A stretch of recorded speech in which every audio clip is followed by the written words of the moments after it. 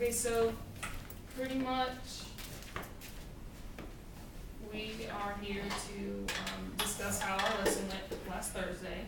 So basically, to do a quick recap, we all did a theme on Six Flags about the students going next week for their trip, and our unit was probability. So let's quickly just kind of give some highlights and lowlights, I guess, of each of our lessons. So Monique,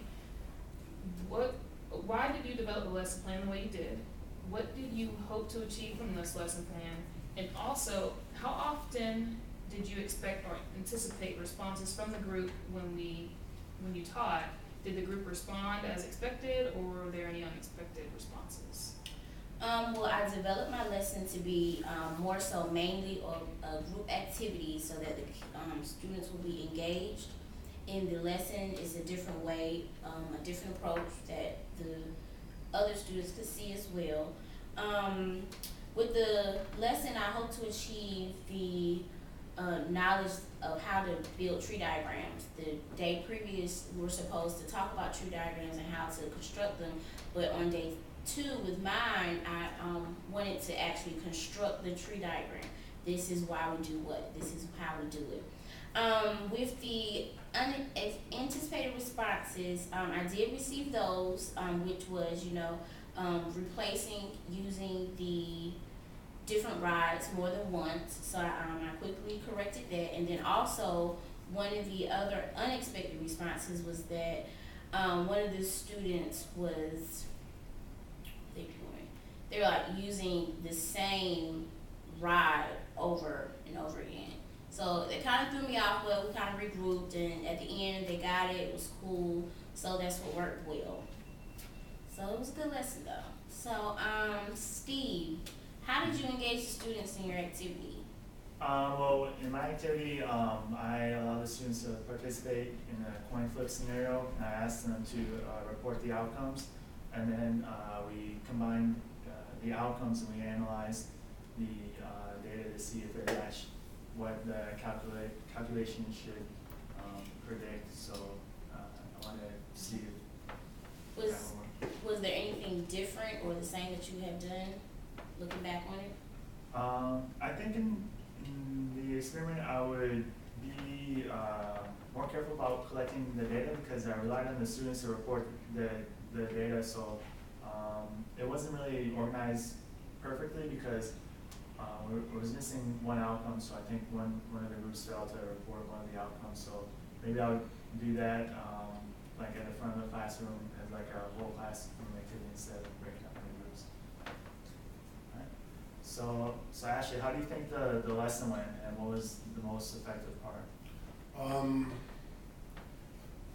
think the lesson went good. The most effective part of the lesson, I think, was when I gave the students the sample spaces and let them pick out the events. That was when I knew that they were able to connect the different outcomes and connect the counting principles together with them. All right. And why did you develop the lesson the way you did? Well, because I wanted to pretty much build an intuitive framework for the students to build upon. So, without a shaky foundation, you can't build a house, and I kind of incorporate that into my teaching methodology. So Adrian, Yes. So how did you incorporate a performance-based activity? I did. I actually incorporated 2 performance-based activities. I did my warm-up with some basic rock, paper, scissors, little game activity for them, and then with the assessment at the end, I took those same questions and kind of made it more advanced for the information that they would have learned through the lesson. And then I also just taught the lesson very briefly and then went straight into an activity with M&Ms and allowed the students to work a hands-on connection with the material and content we just learned. So giving them something to kind of keep them busy at the desk. Okay. And also, did you stay with your lesson plan, or did you have to change it a little impromptu? Luckily, I was able to stay with my lesson plan. So that actually helped me be more organized realized that I didn't have to stray off my track at all. I was able to kind of stay where I was at. Cool.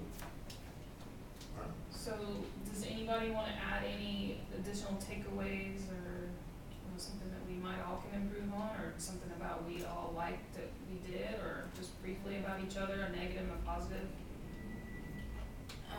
I just want to say good job to everyone. The group activities were good because sometimes people think that the kids have to know it before you releasing the activity to them, but more so they learn more so in the hands of it. So good job. Yeah, I think that was great that each one of us had a hands-on connection with the students were allowed to do. I thought the same thing. I thought everybody did really good, and Epsilon shines once more. Yeah, I agree. I think, I liked all the activities and it was a great learning experience. Alright, so with nothing else to add, that concludes our Unit 1. Good job, guys.